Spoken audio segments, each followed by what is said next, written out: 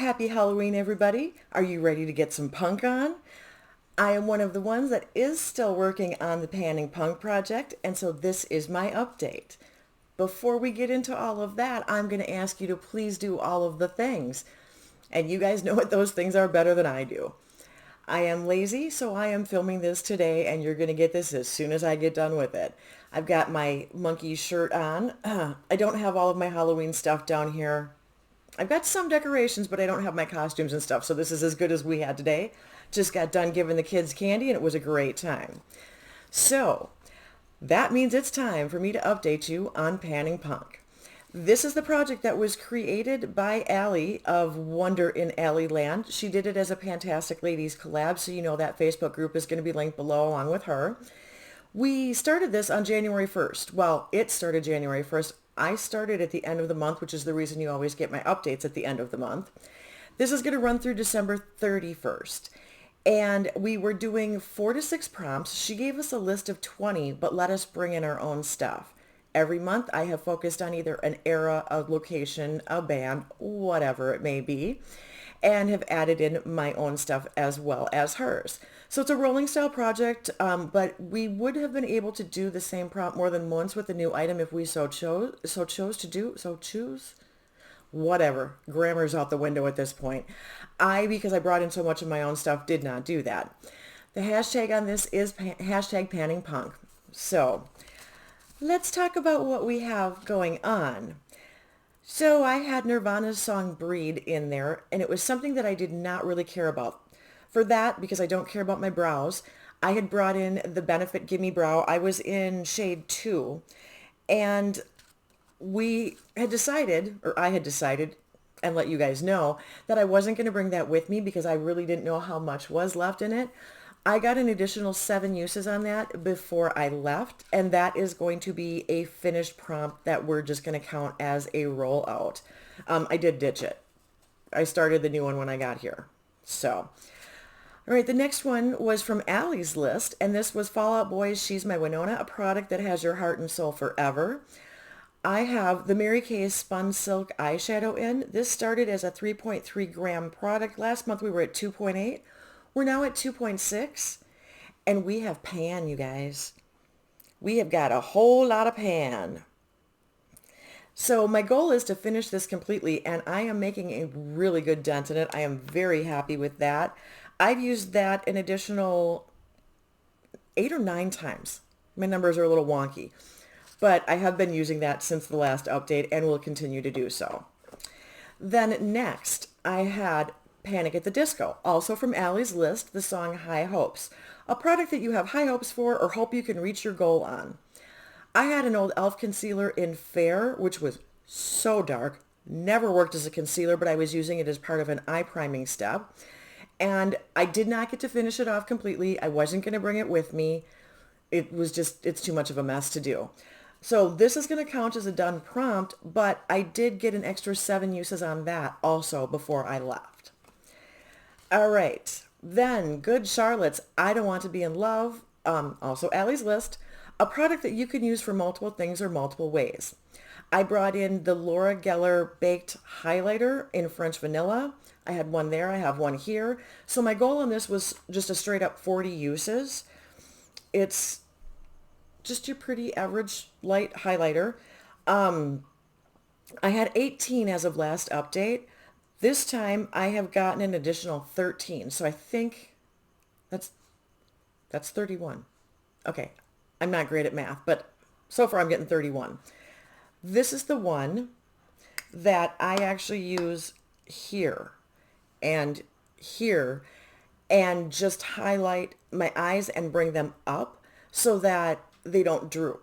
You know what I mean? I can't do wings real well. I've got too many wrinkles and stuff like that. So this, I don't know if you can see it on my hand. It doesn't have a lot of shimmer or sparkle. We'll spread it all the way across. Actually, it just fades into my hand when I do that. You can't see anything at all. But it's just enough to lighten up that area under the eyes, and it actually kind of hides the bags that I have because it's always a little bit puffy here, even with all the fun stuff that I do to try and depuff.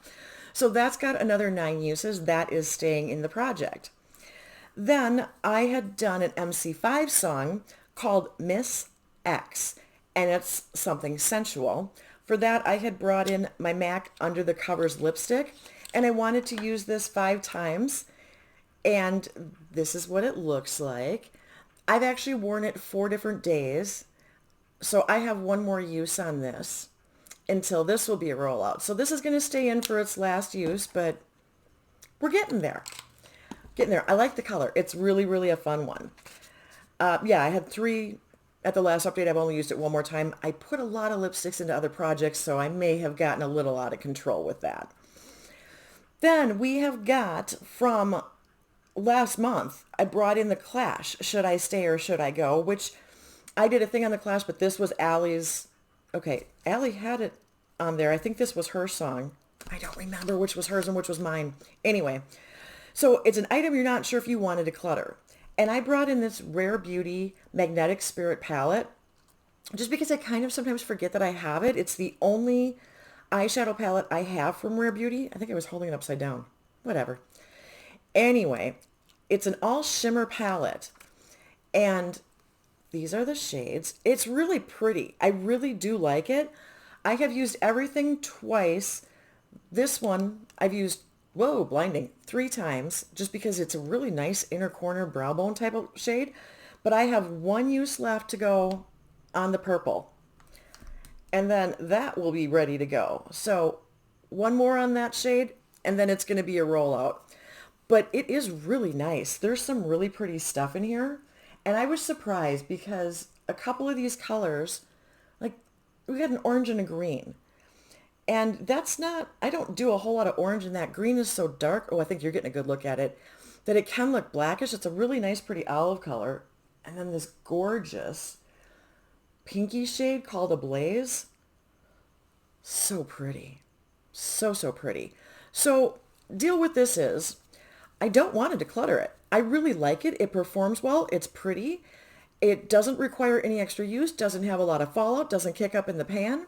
I just have to keep it a little more front and center and remember to use it because I do really like it. I kind of got talked into this. I was looking around in Sephora one day and the lady that worked there said, well, you're someone who's not afraid of color and not afraid of shimmer. I don't remember what my eye look was that day, but she kind of pegged me right. And she suggested this.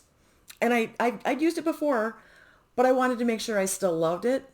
And I do. I really do like it. I just need to keep it in the forefront of my mind. So 1 more use, then it'll be a rollout for next month. Pretty much a lot of this stuff is going to roll next month. Then I brought in London Calling, also by the Clash, as a dethroned item. And this is the item that was dethroned. This is the NYX Angel Veil primer. And this one has a grit to it. I keep it in a roller thing. I took it out to weigh it. We went from 28.2 grams to 19.9. And this is just your basic, okay, it is getting down there. Just your basic, white, okay, can you see, white primer. And it does actually give a little bit of a light to my face. But it's kind of a silicone-y primer, and that is something that I do like. And as far as drugstore ones, this one had become my number 1. Then I started using the Smashbox, and I really love that. So this kind of got dethroned, but I wanted to finish this one up. And we are getting there. I mean, 28.2 to 19.9 is a pretty good jump. So I will keep using this until I am out of it, and then I'm actually scheduled to use a Smashbox one next. So we're jumping back and forth. So that is everything that we have had going on, in play, rolling out, all that good stuff. So this month, what I want to do is I actually kind of want to talk just a little bit about one of my favorite punk bands that wasn't on Allie's list, and it could be because their biggest song is probably too old for her to really have a good handle on, and that's The Offspring. I love The Offspring. I have loved The Offspring since the late 90s, pretty much. And there's a lot of things that I think are really interesting about them. They actually became officially The Offspring in 1985. Before that, they were called Manic Suicidal, and they had a little bit of a line change up and that kind of stuff, and then they became officially The Offspring. They did their first demo in 1988, so they have been together for almost 40 years, and they have spanned 5 decades with their releases and their music. Their first album was just simply titled The Offspring and it was released in 1989. They did end up on Epitaph Records for a while, which is a label that I have talked about in the past. They very much focused on a lot of the punk stuff and a lot of the outside of the mainstream type of artists. And then they actually released an album in 2021 called Let the Bad Times Roll. So they're still doing studio albums and they are out there. They're still performing a lot of the big concerts where you have multiple days and you have huge lineups of all these different bands. The Offspring are still in there doing this stuff. And it's kind of interesting because their lead singer is very fascinating to me and he's actually a few years older than I am. And he's still out there getting his punk on. It's pretty impressive because at one point he said he didn't want to be a certain age and still fronting a punk band. Well, I think he ate his words on that one because he is still doing that. So they have put out 10 studio albums over the course of their reign of being The Offspring. Now, the lead singer who I have been talking about, his name is Brian Holland. He goes by the nickname Dexter. He actually was born December 29th, 1965. Now, he comes up on a lot of different interesting lists because he actually has a PhD. He had taken a little bit of a step back from the band for a little while he was defending his dissertation. He has a general biology degree for his undergrad. He has a degree, I think his master's, it's a Master of Science. I think that's also in molecular biology. But his PhD, which he received in 2017, so that's when he was done doing the coursework, the research, writing the dissertation, defending the dissertation, all that stuff, it was actually awarded in 2017. I don't know that he's ever actually used that. I don't know that he's ever worked in a scientific field, but that's what all of his degrees happen to be in. He has done a bunch of interesting things. He has had his own brand of hot sauce. Yeah, hot sauce. That's what I'm trying to say. Since 2004, it's called Gringo Bandito. It is in hundreds of restaurants and grocery stores. Interesting. I've never had it. I've never seen it anywhere, so I've never gotten to try it.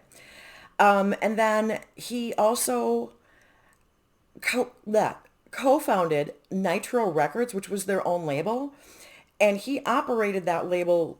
He was the one running things from 2004 to 2013. I don't know much about the label. I don't know who was on it. I don't know if it's still around. I just know that he was the one that was in charge of it for all those years. So, interesting dude.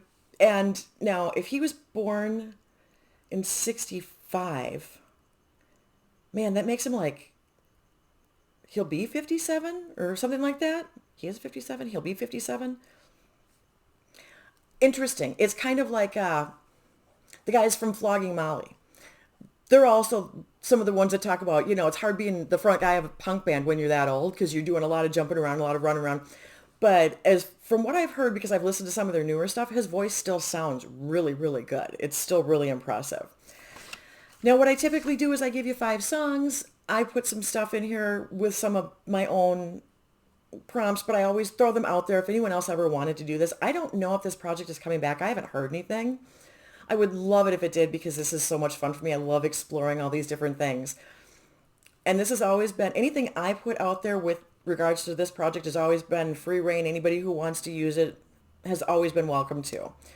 So my absolute favorite song by The Offspring is not the one you would think it is. And it is actually probably not the most punk song that they've ever done.